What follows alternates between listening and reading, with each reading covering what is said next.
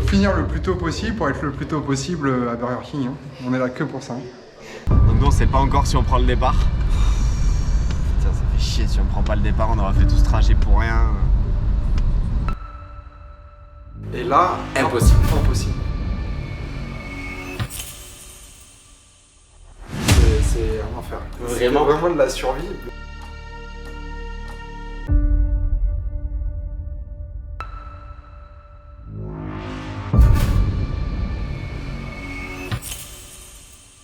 Salut les sportifs, j'espère que vous allez bien. Bienvenue dans cette nouvelle vidéo YouTube. Aujourd'hui, on est le samedi 8 juin et on part à Asson, dans les Pyrénées-Atlantiques, pour participer à la cyclo-sportive la Mathieu Ladanius. Au programme 144 km, 3000 mètres de dénivelé positif. On monte le col de Marie-Blanc, le col d'Aubisque, une partie du col du Soulor et on rentre. Ça fait une boucle, le parcours, ça fait juste ici. Ça va être chaud patate. Je pars faire la course avec Louis Strasfogel et normalement, il y a un photographe et un vidéaste qui nous suit en moto pendant toute la course. Je vous embarque dans ce week-end. Au programme, aujourd'hui, on va faire 1 heure de vélo souple cet après-midi pour détendre les jambes après la voiture. On va rejoindre Aubin-Mainvielle. Vous l'avez déjà vu passer sur des vidéos YouTube, des vidéos Instagram ou des vidéos TikTok. On fait 1 heure tranquille et après on se repose ce soir. Et demain, la course, ça va être terrible. Il pleut, il va y avoir du vent. Les conditions vont être dantesques, mais c'est ça qu'on aime, c'est ça qui fait la joie du sport. En tout cas, maintenant, il faut préparer le sac, let's go. C'est simple, la météo de demain, c'est pluie, orage et 16 degrés, avec du vent qui apparaît. Normalement, en fin de course, on ne devrait pas avoir de vent. Donc, pour les affaires, je vais prendre cuissard court, maillot manche courte, maillot manche longue, un imperméable déperlant, coupe-vent, chaussettes, le bracelet Kouros pour le cardio, la crème chauffante.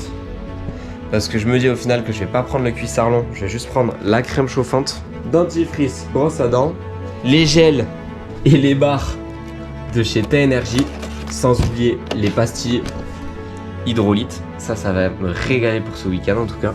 Et ça va être génial pour éviter les fringales.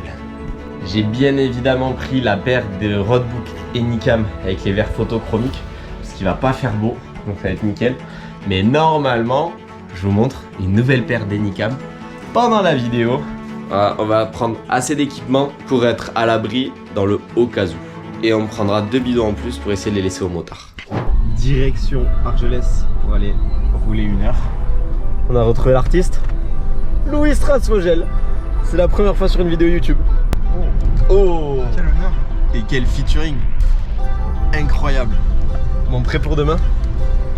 Faudra, hein, on n'a pas le choix. Je viens de rechecker la météo, c'est pourri complet. Ça va être dur. Et demain à 17h, il faut que je sois à Toulouse parce que je vais voir Big Flo et Oli au stadium.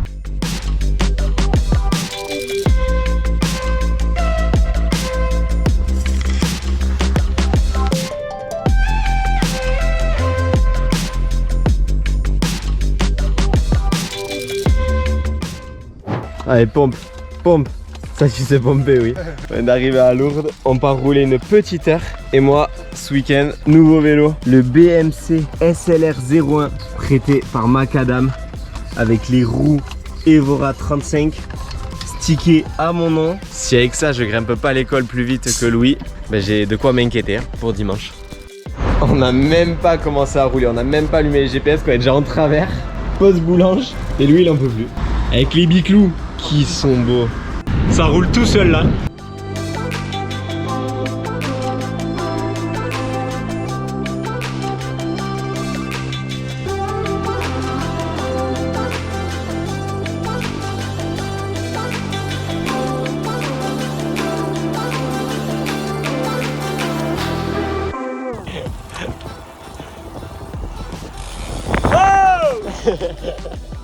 Sortie déblocage terminée, on a rentré les vélos à la va-vite dans la voiture parce qu'il a commencé à pleuvoir. Là c'est simple, il pleut. Là on part récupérer les dossards. Et sur le vélo on a fait 3 sprints de 10 secondes histoire de se mettre en confiance et se mettre en jambes. Tout va bien. Louis, ta chaîne elle va bien? Faut croire hein, parce que dans la vie tu vas pas y toucher. Je lui ai changé la chaîne de son vélo et je lui ai nettoyé son vélo. Parce que Louis ne prend pas soin de son vélo. Prenez soin de votre vélo. Merci papa. Avec plaisir.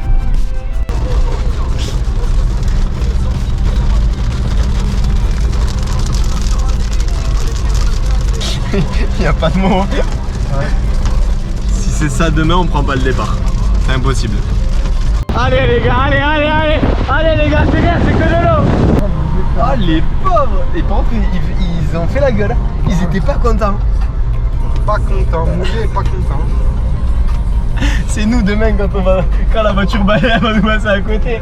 Allez gars, vous montez dans la voiture là s'il vous plaît. Moi Louis, je te fais sauter là si t'es encore dans mes jambes.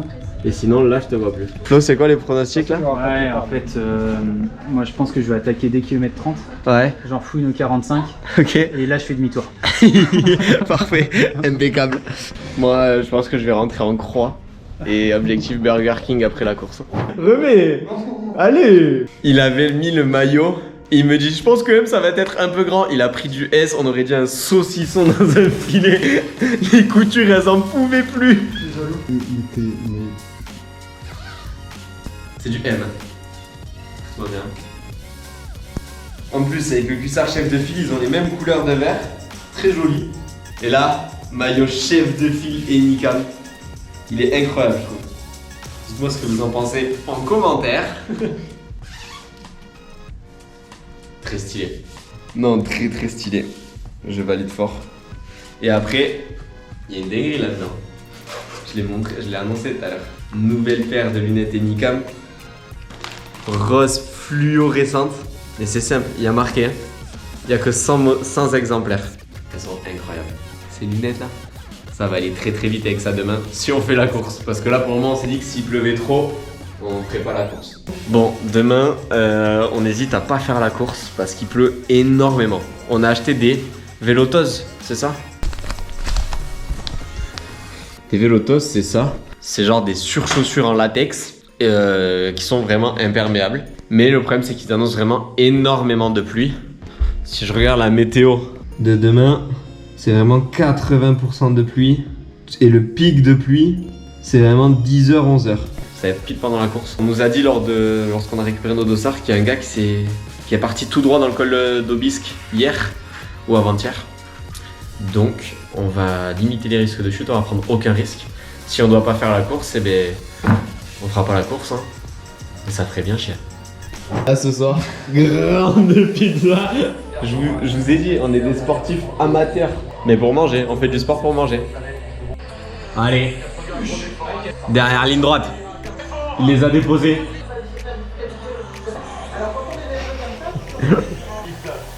Sont qualifiés pour la finale et les qualifiés au temps sont dans la deuxième série avec notamment 6h20 lever du soleil, hop, il pleut plus. Puis 15 degrés, ça 15 degrés. 7, 8, 9, 55 ça veut dire quoi? 55 risques ou... 55% qui pleuve. Ça a diminué, ça a diminué. Mais c'est pas sur la zone, genre, c'est pas sur 55% du territoire qui pleut, non, sérieux. Non, sérieux. Attends. Catherine Laborde. Que signifie... Là, depuis tout à l'heure, on regarde, on navigue entre les championnats d'Europe d'athlétisme, le match de rugby du Stade Toulousain. Mais on vérifie aussi la pluie, c'est pas bon signe pour demain. En fait, on va pas se mentir, mais depuis tout à l'heure, on essaie juste de trouver une météo qui nous dit que demain il pleut pas. C'est une catastrophe. Là, on est sur le site de la météo agricole. On est désespéré. Moche. J'aurais coupé avant, les gens sauront pas pourquoi t'as un moyen de pression. Mais j'ai un moyen de pression sur toi. Allez, bonne nuit. Nous on part dormir demain, réveil 6h20. Bien dormi? Nickel. Ah, bébé. Il pleut pas assez pour devoir annuler la course, je pense. Il pleut pas du tout en fait là pour le moment. Alors tout à l'heure, faut déjeuner, mais la course va bien avoir lieu. À mon grand désespoir, parce que j'ai pas du tout envie de rouler 145 bornes là. 145, je me suis fait la réflexion avant de m'endormir, je me dis mais j'ai jamais fait autant en course. 3000 de D+, j'ai jamais fait.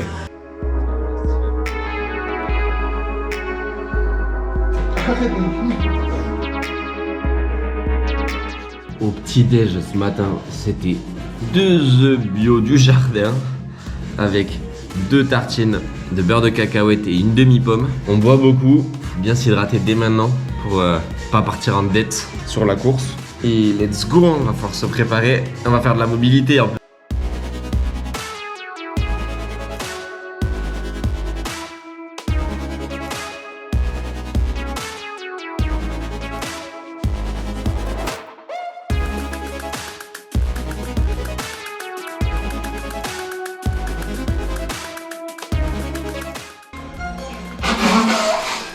ce bruit là, c'est ce qui m'a réveillé ce matin. C'est même pas mon réveil, c'est ce bruit là. On voit enfin le GOAT qui m'oblige à faire ces mouvements avant chaque sport. On prend un max de bidon avec les pastilles électrolytes de chez K-Energy. Et pour la course, on prendra les gels et les gommes.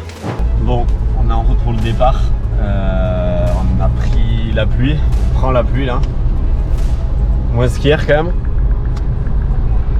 Mais le patron des Nicam qui devait faire la course, Flo, vient de m'envoyer un message en me disant que lui il prenait pas le départ. Moi je pense que je vais attaquer dès kilomètre 30. Ouais. Genre fouine au 45. Ok. Et là je fais demi-tour. Là ça va y aller aujourd'hui. Ça c'est celui qui va nous filmer aujourd'hui. Bien comme aujourd'hui. Aujourd'hui on y va avec les couilles et le couteau comme on dit. C'est parti. Du coup, t'as récupéré le caméraman, On a récupéré le caméra. t'as vu la moto, Oui. tu sais que tu peux plus faire marche arrière. Ouais, parce que là, on s'est vraiment dit, tout le long du trajet, on s'est dit, si le caméraman il vient pas, on prend pas le départ. Il pleuvait trop, on n'avait pas l'envie. Ouais. Moi j'étais en cuissard court, ça aura une importance dans la suite de la vidéo. J'avais pas pris de gants. Bon, on est parti, on était 80-85 sur le départ, sur 150 inscrits. Donc il y a vraiment pratiquement la moitié des cyclistes qui ont abandonné, qui n'ont même pas pris le départ. Et là on le voit dès le début, je suis à l'avant du paquet. Ça ne sert strictement à rien à ce moment-là. Après, il faut comprendre Thibaut, il y a une moto qui est là pour lui. C'est le début du parcours, il est frais, il faut se réchauffer parce qu'il fait froid. Il a un cuissard court. Là c'est juste pour faire le buzz et vous montrer que des fois je suis aussi à l'avant dans les pelotons. Ça va pas durer le fait d'être devant vraiment. Après, ça roulait pas très vite. Tous les favoris, on va dire, qui connaissaient la course étaient dans les roues, étaient derrière. Ouais. C'était juste pour profiter du moment et dire qu'on était là.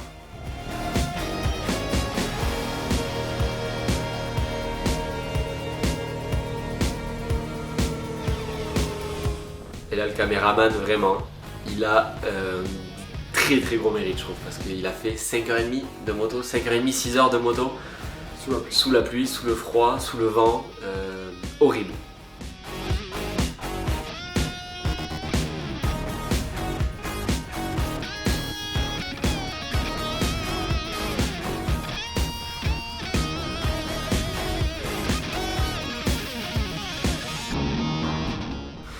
Bon là on arrive, du coup c'est dans le premier coup de cul, 2 km. Pareil on voit que je suis à l'avant, je sais pas ce que je fais là. Et on voit bien derrière que il y a tout le paquet et quand ça accélère, ben, je suis pas là. Toi t'es dans les roues déjà. Et ce gars là qui accélère en vert, il court en DN1. Ouais, non, en continental. En continental. Donc très très bon. Et on voit que j'en chie terrible à l'arrière. Il y a eu 2 bosses dans les 60 km qui faisaient à peu près 1 km et tout le monde est arrivé ensemble. Mais dès que ça monte, les écarts de niveau ils se font sentir et ça explose de partout. On en profite du replat pour aider descendre, pour rentrer et revenir dans les pelotons qui sont en avant. Mais vraiment dès que ça monte, on sent qu'il va y avoir des écarts de niveau. Ah ouais, terrible.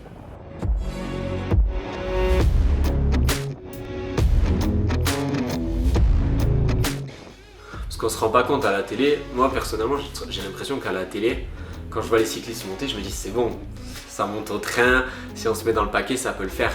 Mais pas du tout. Et, ouais, et du coup là on voit, bon, on a pris un éclat dès la première bosse. Ouais. Du coup c'est que le début de la course et si on veut pas nous-mêmes rouler dans le vent et tout ça, vaut mieux faire le petit effort maintenant pour re-rentrer dans les roues et pouvoir faire le reste de la course un peu plus tranquille. Et au final c'est Louis qui me remet, qui me replace dans le groupe. J'ai dû prendre un relais à un moment donné mais ah, il est trop fort sur le plat. Après je savais qu'en montagne j'allais pas pouvoir beaucoup aider Thibaut, donc sur le plat j'étais invité, il m'invite gentiment, donc au moins faire le job. Donc là on est rentré et on voit sur le peloton, une fois qu'on est dans le peloton on est dans les roues, on force quand même beaucoup moins et ça nous permet de passer le temps un peu plus facilement. Ouais, on roule vite en vrai à ce moment-là, on roule à un peu plus de 40. Ouais, nous pour rentrer on est à 45, donc le peloton il doit être à 40, entre 40 et 42. Après on a eu de la chance, il n'y avait pas trop de dagne, il n'y avait pas trop de mobilier urbain, ouais. La course était plutôt, c'est vrai que la course était plutôt safe, même si on est beaucoup et que tout le monde n'a pas l'habitude de faire des compètes et tout, on n'a jamais été mis en danger et les routes étaient quand même mouillées mais sécurisées. Ouais, bonne sécurité tout le long de la course, bien balisée, Là, ça y est, on attaque le col du Marie-Blanc. Il y a quoi? Il y a 8 km. 8 km, 10% de moyenne, et avec des passages à plus de 15%. Kilomètre 60. On est dans le col du Marie-Blanc et c'est pas marrant.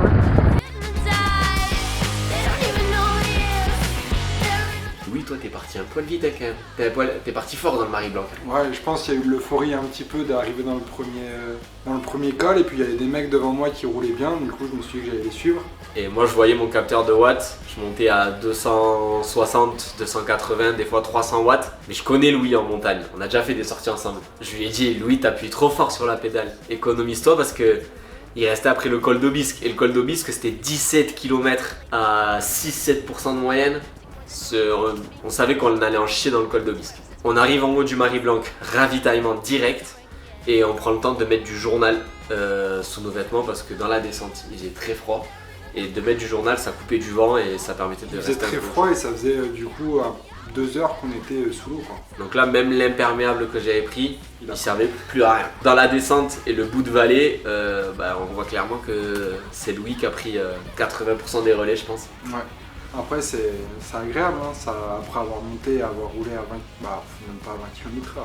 Ah, la montée, on montait à 10 km/h.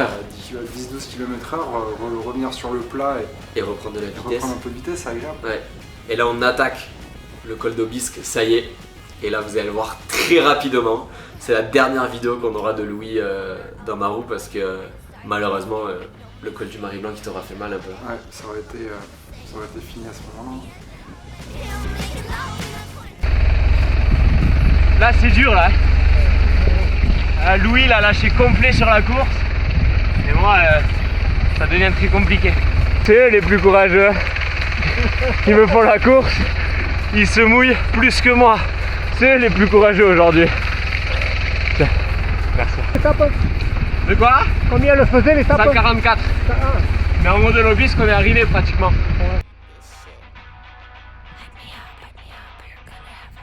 Quand je suis monté dans l'Aubisque, j'ai pas dépassé 250 watts, j'étais au rupteur complet, c'était très dur, et en plus j'ai monté tout seul. Ouais, je me suis fait rattraper par du monde. Ouais.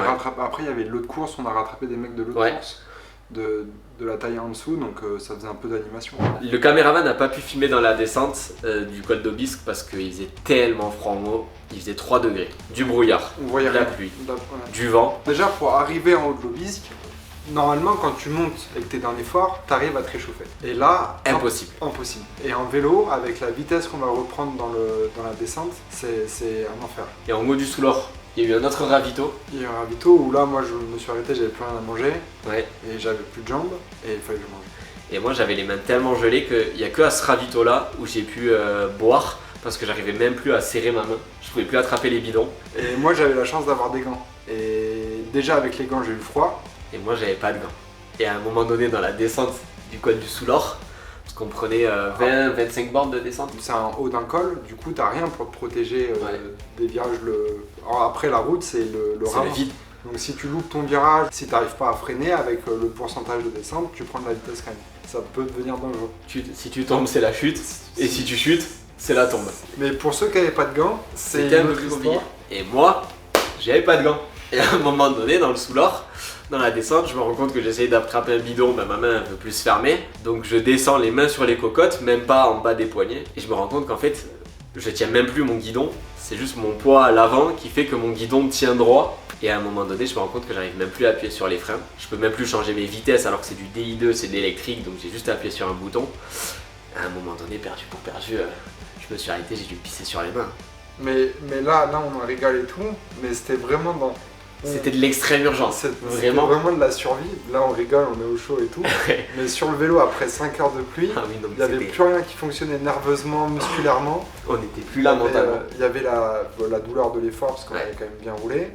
Et il y avait le froid qui nous faisait... Ça faisait 5 heures qu'on avait froid, même si on est parti peut-être pendant la première heure, on se sentait bien.